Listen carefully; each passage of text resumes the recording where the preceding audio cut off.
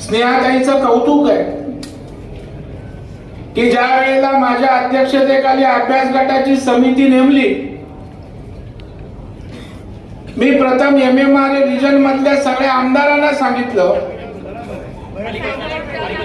आणि स्वयं पुनर्विकासाच्या अभ्यास गटांच्या बैठकींना स्वतःहून उपस्थित राहणारे आमदार आपल्या स्नेहाताई दुबे पंडित त्या ठिकाणी आहेत. खरं म्हणजे सगळ्यांना कुतूहल आहे,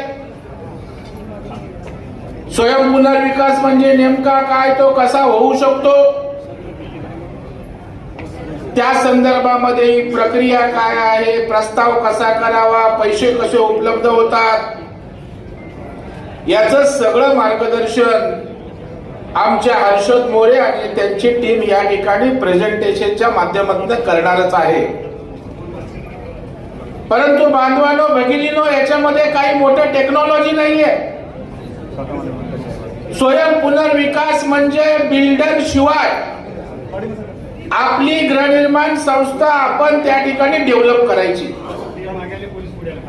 काही मोठी टेक्नॉलॉजी नाही, मोठं सायन्स नाहीये. बिल्डर कशासाठी इमारत पुनर्विकसित करतो? स्वतःच्या फायद्यासाठी. त्याला काही आपल्याविषयी प्रेम नसतं की तुमची उत्तम इमारत झाली पाहिजे, चांगली त्या ठिकाणची दर्जेदार इमारत उभी राहिली पाहिजे. त्याचं लक्ष असते ह्यांना एकदा काहीतरी बांधून द्यायचं आणि बाजूला चांगला टॉवर उभा करायचा, ज्याच्यातनं मोठा मलिदा त्या ठिकाणी आपल्याला कमवायचा आहे.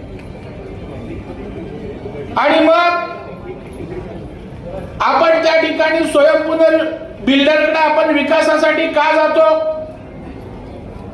दोन कारणांसाठी आपण बिल्डरकडे जातो.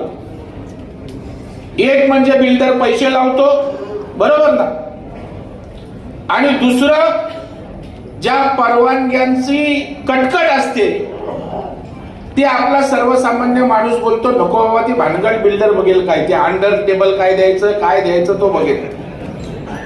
बरोबर, अंडर टेबल शिवाय काम होतच नाहीये. पण स्वयं पुनर्विकासात no under table. Under table बोललं की सस्पेन्शन डायरेक्ट आहे. मुंबईला सस्पेंड झाले अधिकारी. मग मी विचार केला माझ्यासारख्या कार्यकर्त्यांनी, अरे मी एका जिल्हा मध्यवर्ती बँकेचा अध्यक्ष आहे,